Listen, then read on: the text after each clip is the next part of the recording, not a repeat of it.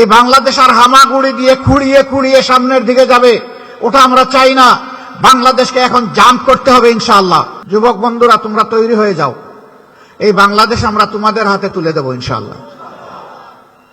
যুবকরা সেদিন থাকবে বাংলাদেশ নামক উড়োজাহাজের ককপিটের ক্যাপ্টেন হিসাবে, আমরা থাকবো তাদের পিছনে প্যাসেঞ্জার সিটে ইনশাআল্লাহ।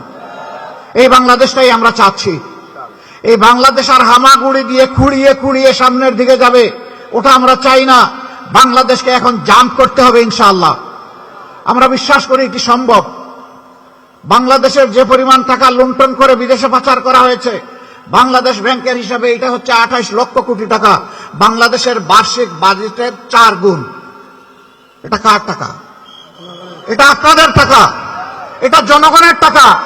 এই টাকা চোররা, ডাকাতরা, লুণ্ঠনকারীরা চুরি করে বিদেশে পাঠিয়ে দিয়েছে। আমরা আপনাদেরকে কথা দিচ্ছি ইনশাআল্লাহ ওদের পেটের ভিতরে হাত ঢুকায় বের করে আনবো ইনশাআল্লাহ, এবং সেই টাকা রাষ্ট্রীয় কোষাগারে জমা হবে।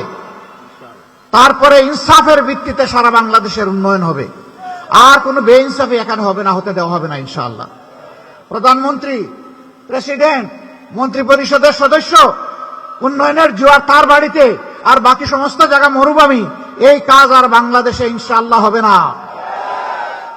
অ্যান্টি-স্লিপারি টেকনোলজি ও সফট টেক্সচার টাইল, নরম ঘাসের স্পর্শ, সাপোর্ট গ্রাস ম্যাট, নান্দনিকতার ছোঁয়া। বাংলাদেশের যে এলাকা যতটা বঞ্চিত, পিছিয়ে পড়া, সেই এলাকাকে টেনে তুলে হবে সবার আগে ইনশাআল্লাহ।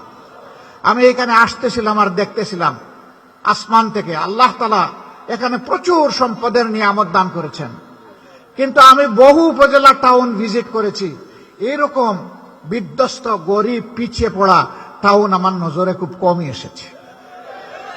এত নিয়ামত যেখানে আল্লাহ দান করলেন, এই এলাকা কেন পিছিয়ে পড়বে? আমি আপনাদেরকে কথা দিয়ে যাচ্ছি ইনশাআল্লাহ, আপনারা আমার ভাই হামিদুর রহমান আজাদের হাতে আপনাদের আমানত সমঝিয়ে দিন। আমরা আপনাদের আস্থার প্রতিদান দেব ইনশাআল্লাহ।